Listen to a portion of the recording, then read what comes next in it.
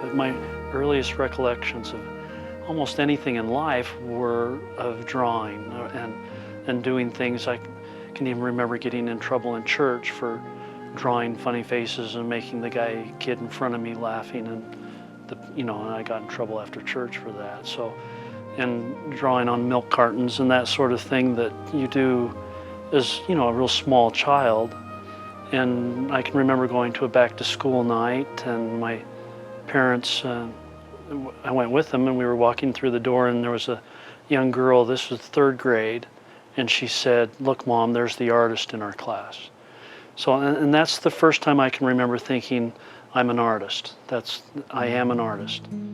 Watercolors really didn't come until after college. My focus in studies in college was the figure and oil painting, and I was an oil painter. I didn't really do any watercolors other than, you'd take a class of watercolors, but I hated them.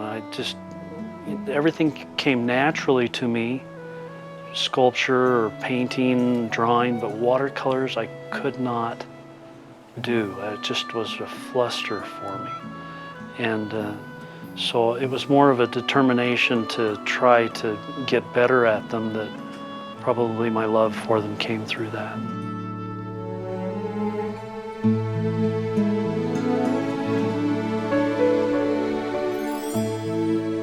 My interest in church history paintings started from a dream I had many years ago, about 1979. And I just had this dream that changed the way I looked at some things, and I had the desire to go back and follow a church history trail from beginning to end.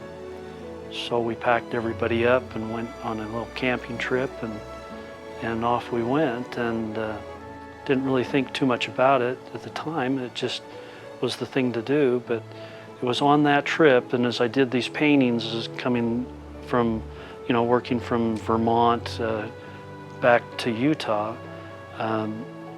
it got underneath my skin of that this was a really good thing, that there was more there than just the painting itself. So it was a real slow building process that's kind of led me to where I am now.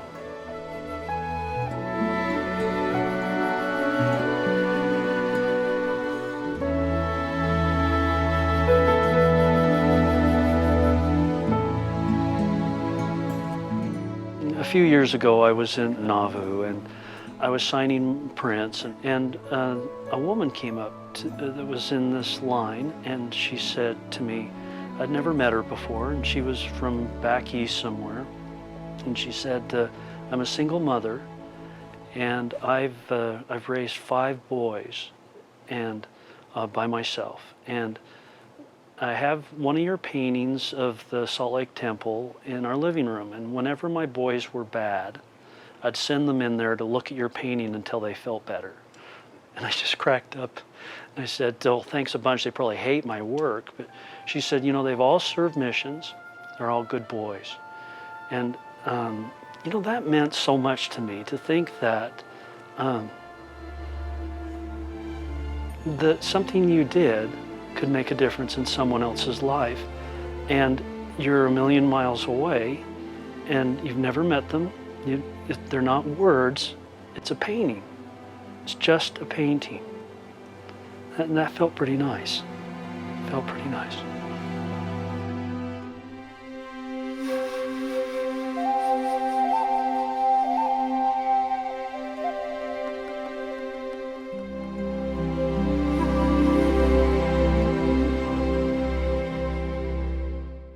working on a piece of Nauvoo. It's depicting when Joseph was coming back with Hiram in the little dinghy coming back from Montrose. He's found out that he needs to come back, and he's on his way to Carthage. And it's a view that the two of them would have seen as they were coming into the shore. It's looking through the lilies that grow along the edge of the water, and at the dock on Main Street. So he's coming right into view of his home, the mansion house, and his parents' home of the log cabin, and the red brick store where the temple endowments were done, and of course the temple is up in the background, and that's reflected in the water. I chose to finish the temple as a reflection in the water and as a finished piece because I know that Joseph saw it in his mind that way. But it's kind of an interesting thing because he not only saw those good things about Nauvoo, and he made this incredible comment about how beautiful Nauvoo was, and it was the most beautiful place on the face of the earth. He made that comment, and at the same time, here's all these homes that he's looking at also that belong to William Law and Sidney Rigdon, and a lot of these people that are right there as he's coming back to his house are the reason why he's having to go to Carthage. And yet, incredibly, Joseph says how beautiful Nauvoo is and how beautiful the people are. And so I felt like I wanted to paint through Joseph's eyes how he would have seen the beauty of Nauvoo.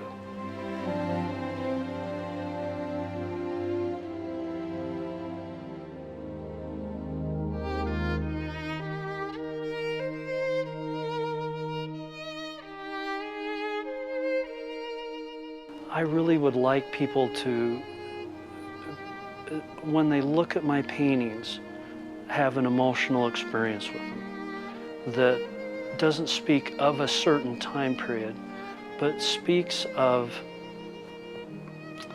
the love or the sacrifice involved with people's lives at a given time period that transcends, you know, whether it's the year 1900 or 1930 or the year 2005, that it speaks about the emotional experience involved when you stand and look at something that you've built, that you've been part of, that you've made better than it was before. And I would hope that people would feel that from my stuff forever.